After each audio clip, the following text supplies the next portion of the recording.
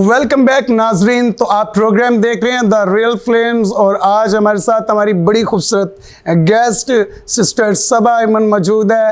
तो हमने बहुत सारी बातें की और आगे बातों के सिलसिले को जारी रखते हुए हम कुछ और भी सवाल जो है अपनी बहन से पूछेंगे ताकि उनकी बातों से हम जान सकें उनके बारे में भी और उनकी बातों से बरकत को भी हासिल करें। जी सिस्टर सबा, तो जैसा कि आपने प्रोग्राम में जो है वो विन किया और यकीनन लोग आपको कॉल्स भी करते होंगे और आपको बुलाते भी होंगे, तो आप किन किन शहरों में जाकर जो है वो खुदावंद की खिदमत कर रही हैं? जी बिल्कुल, मैं आपको बताती हूँ।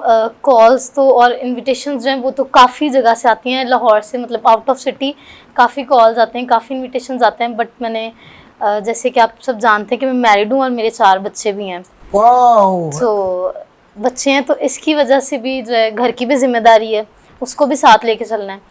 तो बस उसी की वजह से जो है आउट ऑफ सिटी जो है वो मैं कम, लेकिन लाहौर में खुदावंद का बड़ा शुक्र है कि खुदावंद अपने जलाल के लिए इस्तेमाल कर रहा है। प्रेज द लॉर्ड, खुदावंद की शुक्रगुजारी करते हैं। अच्छा, और एक और बड़ी एक शॉकिंग न्यूज़ है जो मैंने अभी भी आपके जो है वो इन तमाम बातों से सुनी। अच्छा, तो मैं शुक्रगुजारी इस बात की करता हूँ कि खुदावंद ने हमारी बहन को ना सिर्फ वर्शिपर की खिदमत दी है बल्कि अच्छे ससुराल वाले भी दिए हैं, अच्छा हस्बैंड भी दिया और खुदा ने जो है वो बच्चों की ब्लेसिंग से भी मेरी बहन को नवाजा है। तो खुदावंद की इस बात के लिए हम शुक्रगुजारी करते हैं। तो जब इससे मैं एक बात में थोड़ा सा ना कंफ्यूज हूँ, तो प्लीज़ मुझे बताएं कि आपके 4 बच्चे और लाहौर में ही खिदमत करना, हाँ जी। तो ये मतलब हाउ कैन पॉसिबल कि आप इसको मैनेज कर रही हैं? जी, ये भी बड़ी खुदावंद की शुक्रगुजारी है। एक तो 4 बच्चे हैं और मेरे जो हैं वो जो 2 मेरी बड़ी बेटी हैं वो भी खुदावंद की परस्तिश करती हैं। वाह! तो फेसबुक पे मेरी काफ़ी ज़्यादा उनकी पोस्ट हैं, वो बड़ा अच्छा गाती हैं वो भी, और मैं खुदावंद की शुक्रगुजारी करती हूँ। अब जैसे जैसे बच्चे ग्रो अप करेंगे उनके साथ अब मैं मिल के खुदावंद की परस्तिश करूँगी। प्रेज द लॉर्ड, आमीन। और ये बड़ी खूबसूरत बात है। तो यकीनन मेरे अजीजों, जब माँ बाप जो है वो खुदा के ताबे होता है तो खुदा फिर उनकी नस्लों को ज़मीन पर जोरावर कर देता है, क्योंकि कलाम कहता है रास्तबाज की औलाद जो है वो ज़मीन पर जोरावर होगी। तो हमने सिस्टर सबा की बात से सुना कि उनकी 2 बेटियां हैं जो अभी से ही प्रस्तिश कर रही हैं। तो खुदावंद की इस बात के लिए शुक्रगुजारी करते हैं, क्योंकि हमने इससे पहले बातचीत में सुना कि सिस्टर सबा और उनके मियाँ जो एमन है वो दोनों मिलकर प्रस्तिश करते हैं।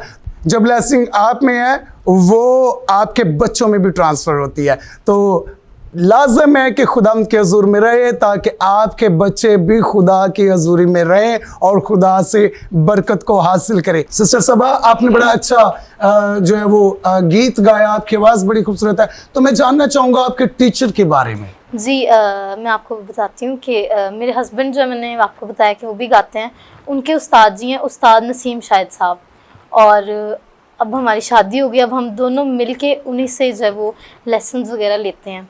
वाह, प्रेज द लॉर्ड। ये तो आज बड़ी खूबसूरत बात है सुनने को मिल रही है कि मियाँ जो जब शादी हो जाती है, मैं इस बात को बड़ी हकीकत तौर पर जानता हूँ, बहुत सारे ऐसे केसेस भी हमारे सामने आते हैं। जब शादी हो जाती है तो मियाँ जो होता है ना वो कहता है जी अब जो है ना वो जो मैं चाहूँगा वही आपने करना है।